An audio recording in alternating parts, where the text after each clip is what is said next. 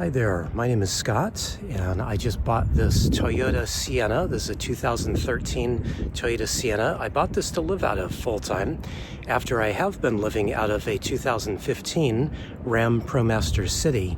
And all the years of living out of that Ram ProMaster City, I had a nice build going in that van, and it was very, very comfortable. But I had to move out of that van very quickly and into the Toyota.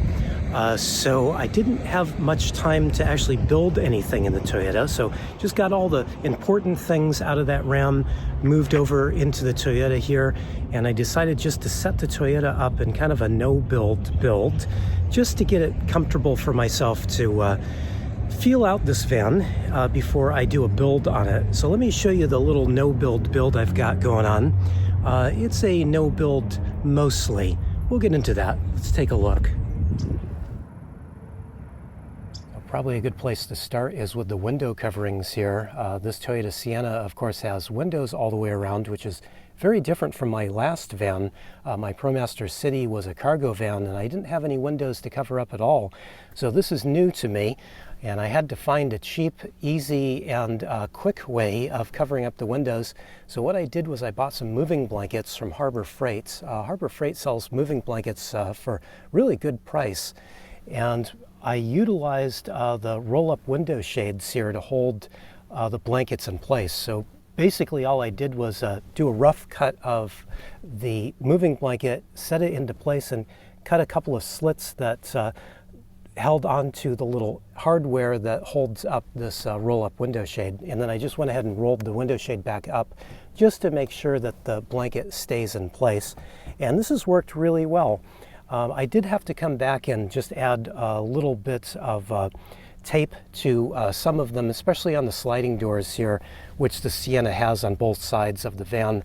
Every time I'd open up the door, since these aren't really cut perfectly, they would come loose. So I just added a little bit of Velcro, so it's stuck down pretty good, but I can remove them easily if I need to. I did the same thing with the back window in the van, and that's worked out really quite well. That one I cut a little bit better to shape, and it's held just in place with the Velcro. And I've also used a couple of moving blankets as a privacy curtain between the front and the back of the van here. These again were just a cheap and easy way to separate the area off. And how I attach these is I use some automotive plastic fasteners. I bought these at Harbor Freight as well. And what I did here is I just drilled a tiny little hole up into the headliner and then popped some of those fasteners up through the moving blanket to hold it in place. This is again not a very permanent setup, and also, you might can see that there are some light leaks around the outside. That doesn't bother me at all. I know when you're talking about van life here on YouTube, usually the term stealth goes along with that. I'm not stealth at all in my van life. I stopped being stealth over 8 years ago. So I just live my life, so I don't mind that there's a little bit of light leak.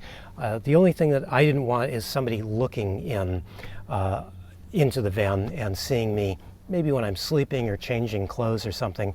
That would be bad. So just as long as nobody can see in, this works perfectly well for me. And again, this is probably not the best thing to use, at least for long term. But for a short-term solution, it sure was cheap and easy to do. In fact, I did this at the end of a very long day of moving into the Toyota here, and I was tired. I just wanted to go to bed, and this just took me a few minutes to do all of the windows and the privacy curtain. So it was a good way for that. And also I found in the last few days of just living out of the van, they do really insulate very well. I was surprised at how well these moving blankets insulate. If it gets a little bit warm out, it does kind of keep that heat at bay. And I also have noticed that it does keep it a little bit warmer in here if it does get cold, because it is wintertime and it is starting to get cold out. So these have been a really good solution for me, at least for the short term. So of course privacy is one thing, but what was much more important to me is being able to sleep comfortably. And I have been able to sleep relatively comfortably because I was able to move my old bed from my old van into the Toyota here. I did have to do a little bit of work on the bed. My old van had a little more headroom throughout. So the bed was set a little bit higher, so I did have to chop the legs down on the bed a little bit. I actually also shortened the width of the bed a little bit, just because I have some plans in mind for the Toyota here in the future. So I did that while I was cutting the legs down, but it fits pretty good in here. The whole thing went right in, and the first few days I lived with it with the legs set for my old van, and it was a little bit too tall because I wasn't able to sit upright in bed. But now that I have chopped the legs down, I am able to sit upright, just barely, but I am able to sit upright. So it's been a lot more comfortable. And somehow too, after I chopped the legs down a little bit, I've noticed that the bed is quite a bit more comfortable to sleep in. I don't know what happened there with that, except that maybe there is a slight little incline on these vans. The back of the vans are a little bit taller than the front. And for the first couple of nights, I was sleeping with my head going this way. And that's the way that my old van was set up. And so I just set the new van up the same way, and kept waking up with headaches. So I realized that I needed to level the bed out a little bit. So I moved my head around to the other side of the van, since this is the higher side. I figured it would be the better way. And then when I cut the legs, I did kind of level them out just a little bit. This side is a little bit higher, just so that my head is always a little bit higher. I find that that's a better way to not have headaches when I wake up in the morning. I was thinking that I was having headaches because I had a cold when I was moving into the van. And so I was just thinking that the headaches were a cold issue. And once the cold went away, I've still got a little bit that is hanging on there, but the cold is mostly gone. And when that happened, I realized these headaches are not from the cold. They're probably because the bed is not set correctly. So just need to do a little bit of building to get the bed set. And then while I was doing that as well, I did add some other legs to the bed, and you can kind of see this metal here. This is what's called unistrut. At least I call it unistrut. Some people call it just strut material. And you can find this at the home center. They use it for electrical and plumbing. It's structural steel, and it's galvanized, so it'll stay corrosion free for quite a little while.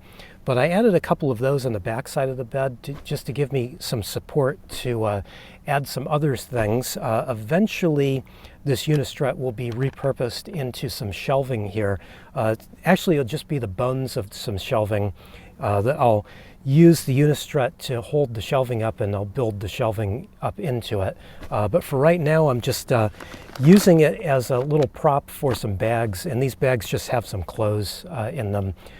So it's helped with my storage space because I don't have any other storage here in the van. So this is just the one little quick thing that I could do, a slight little bit of building that I needed to do just to give myself a little bit of storage space. And it also gave me the opportunity to attach my heater. Since it is wintertime, again, it's been getting cold out at night. I wanted to get my heater installed, and so I installed my heater pretty much exactly like I did with my last van. This is on a flat panel TV mount. Unfortunately, I did have to buy a new flat panel TV mount. I bought that at Harbor Freight.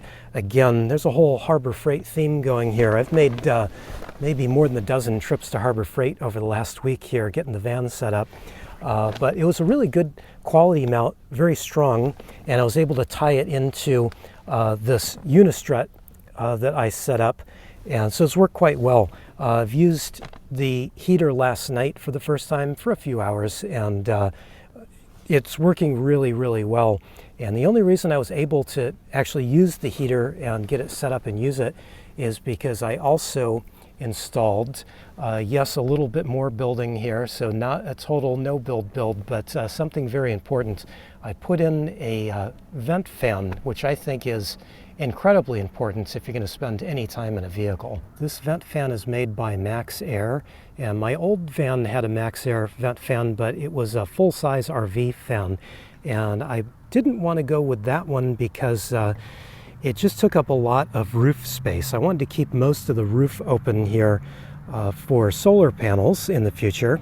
So I like this fan in that it's a little low profile, while hopefully providing enough ventilation, although now that it's in and I've just have been using it a little bit as strictly a vent, I think I'm going to need to add at least one more, and I do have lots more room here to add another one, so eventually I'll add a second one.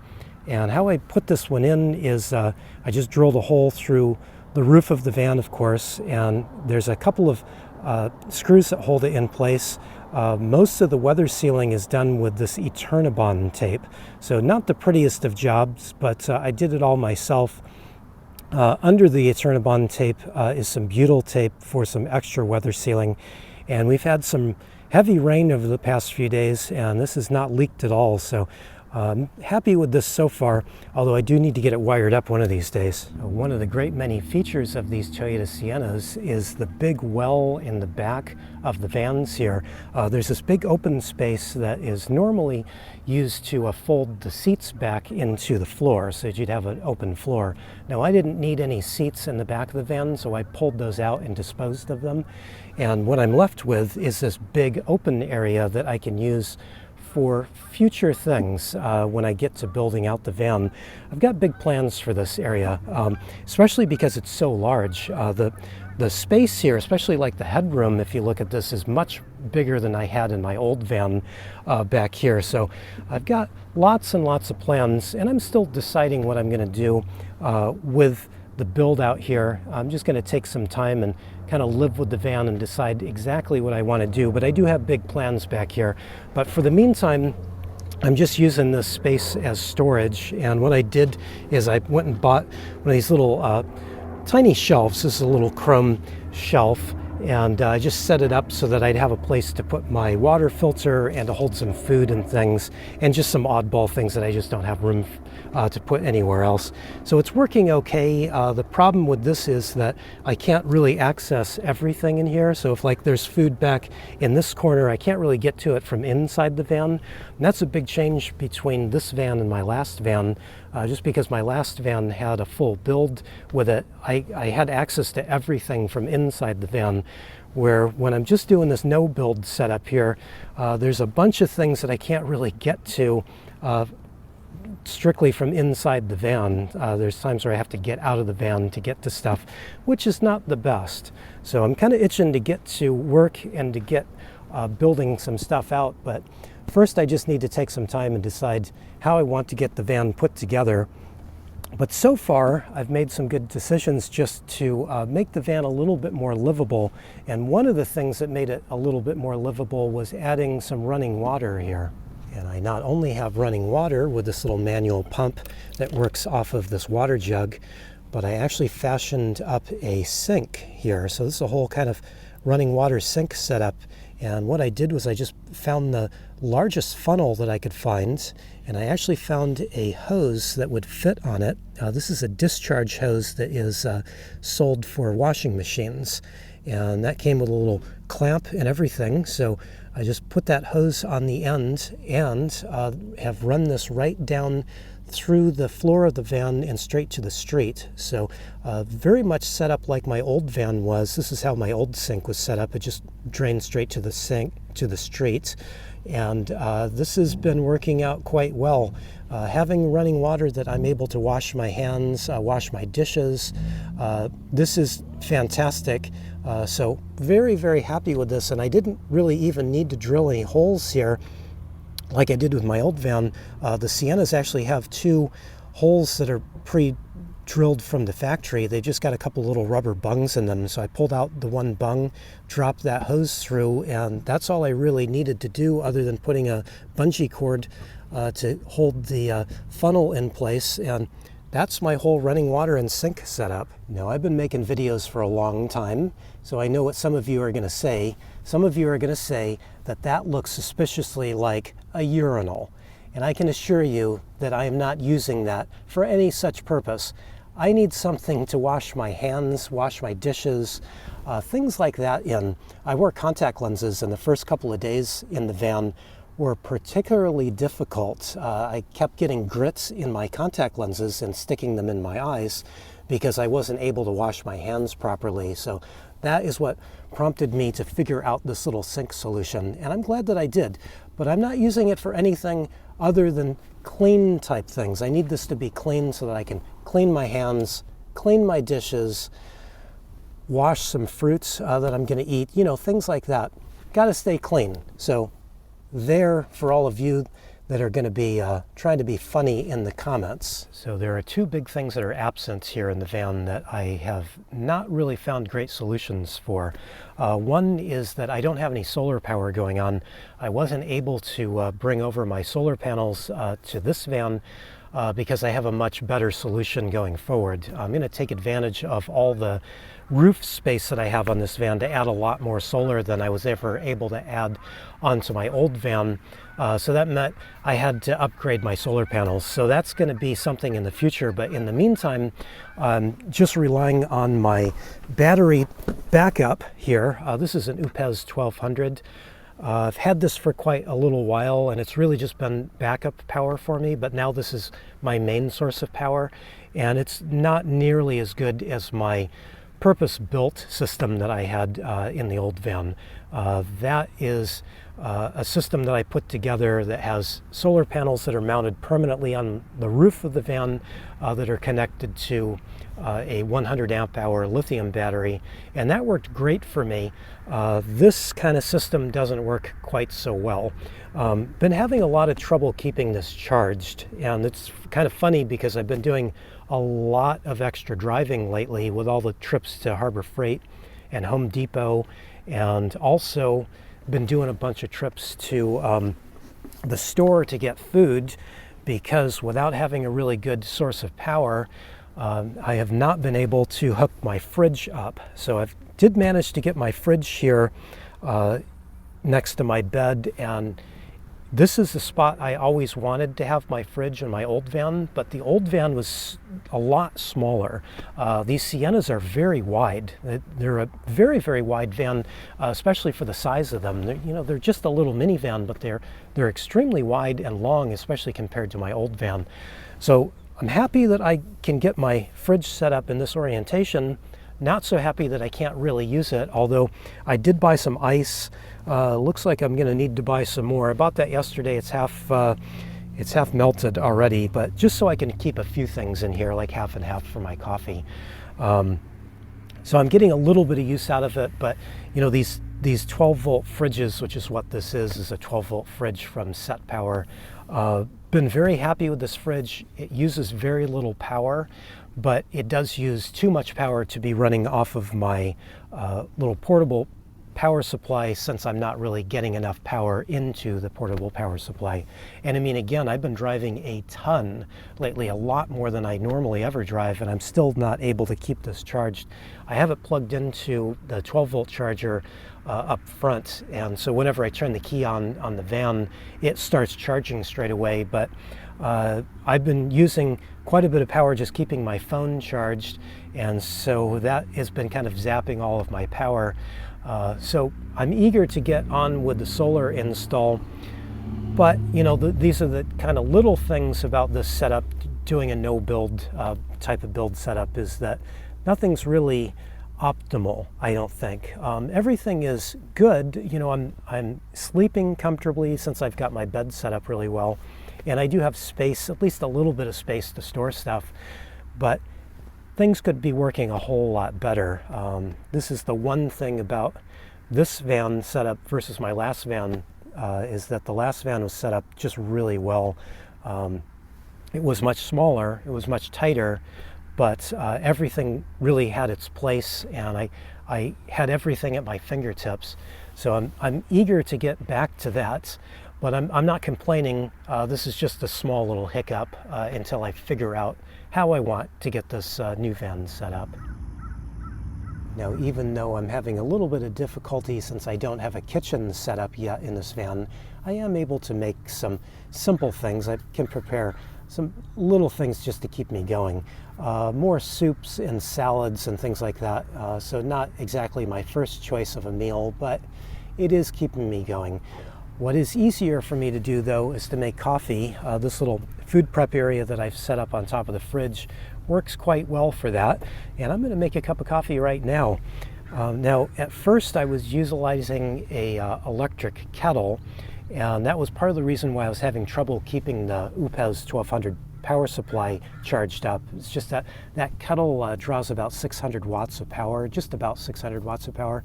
And that was just really eating up all of the battery power in my portable power supply. So since I have put in the vent now, I've actually switched to using my old backup stove. This is an MSR backpacking rocket stove, and it's not ideal for using inside an enclosed space, but like right now I've got the back hatch open, so I got plenty of airflow, as well as the vent is wide open. I'm never actually closing that vent. It's open, I'm never closing it, so it is providing a good bit of air movement just all on its own. But this little rocket stove has been working really well. These little things don't cook very well because they're just really high heats and just only high heats, but they make coffee making really easy because they boil water very fast. So I've got a little tea kettle thing here that I'm boiling the water in. So I'll get this set up. And again, this is not the ideal setup. And if you're thinking that this looks a little bit dangerous, I would probably agree with you. But this is just what I have to do for a little bit of time until I get my kitchen built out, because I need to eat, and more importantly, I need to have coffee. Well, here we go, one fresh cup of coffee.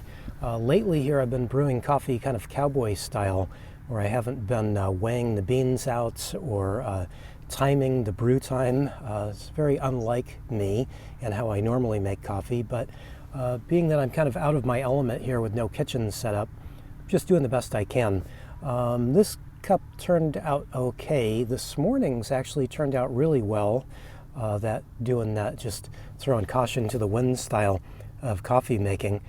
You win some, you lose some here, but you know, any cup of coffee is better than no coffee at all.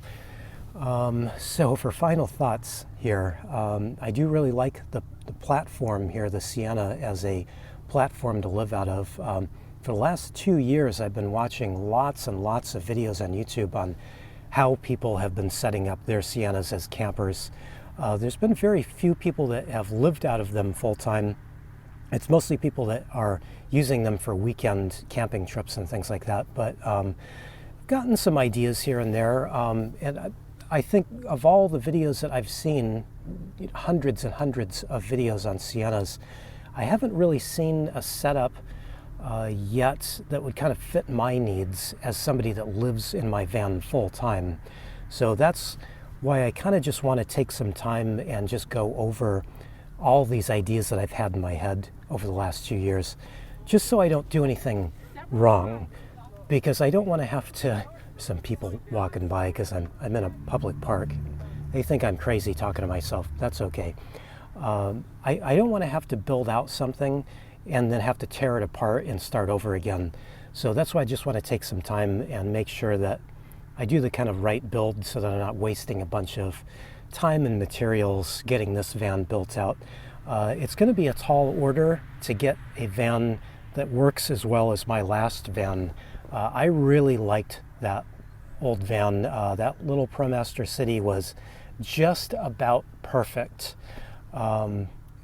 Save for some of the engineering defects with it, it was a really great van.